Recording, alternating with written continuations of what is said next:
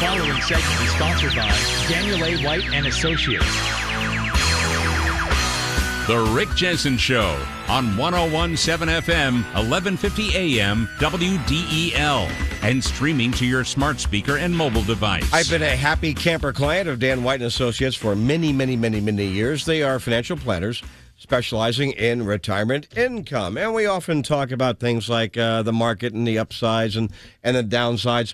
But the market isn't always the biggest, most important thing when it comes to your retirement.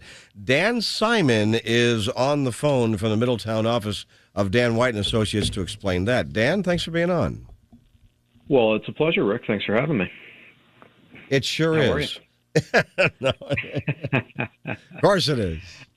So what are we talking about today? I shot you over something, but we talk about the risks that people face in retirement all the time, and there's 5 big ones that I see out there: market risk, inflation risk, tax risk, longevity, and healthcare risk. And a lot of the time, people come in and they think the market risk or the market crash that might be looming around the corner is the biggest risk that their retirement plan faces. And I look at it a little bit differently than just total drawdown or downturn in the market, because it's really the sequence of return risk that is the kind of the catalyst for problems when we're relying on the market. So if you imagine 2 retirees with the exact same investments earning the exact average rate of return over, let's say, 20 years, the retiree who experiences market losses during the first few years of retirement, while they're taking income from that account, they're likely going to run out of money sooner than the person who has losses that occur later.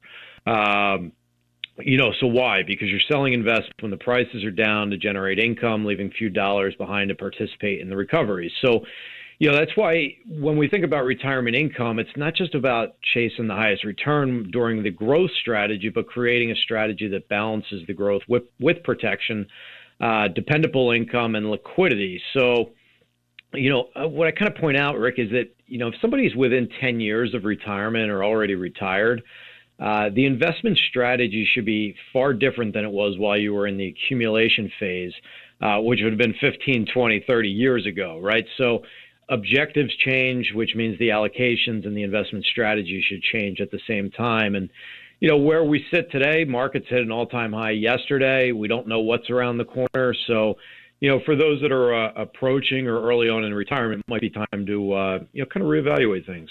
Maybe a second opinion is appropriate at this stage of your life. Well, it makes sense. I appreciate that. Of course, this is what you guys do very, very well, don't you?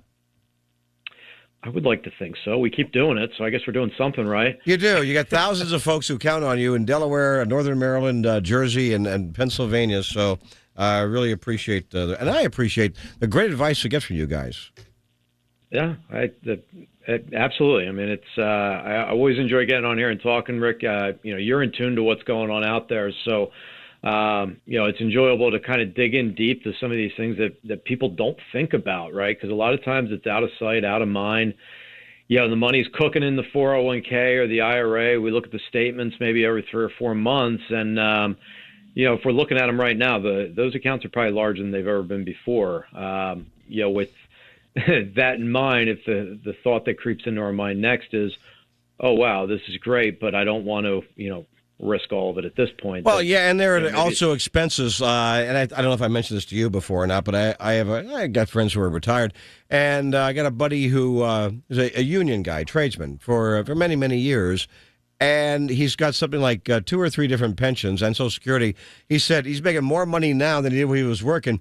But then you got this thing called IRMAA, which is it's how much you have to pay for your Medicare and your supplements. It could be a huge number because all of a sudden you're making a lot of money, right? It is. So, Medicare premiums are based upon your income. While having nice higher levels of income in retirement is certainly desirable, with the good comes, a higher expense. Yeah, but no, it could eat away. It could actually eat away at your money, especially if you thought, I'm going to travel. Well, no, sorry, pal. All of a sudden it's $500, $700 a month now. Wait, what? How did that happen? Yeah. So it's a good idea to talk with folks like you and get these plans underway. I think that's the other thing I'll point out with that, Rick, is Medicare is generally deducted from the Social Security check. And, what I found is that when folks file early for Social Security, that Medicare premium is going to eat up a larger percentage of the check, as opposed to someone who's taken it out to full retirement age or even further out. So, ideally, we want to make sure that Social Security check goes as far as it possibly can.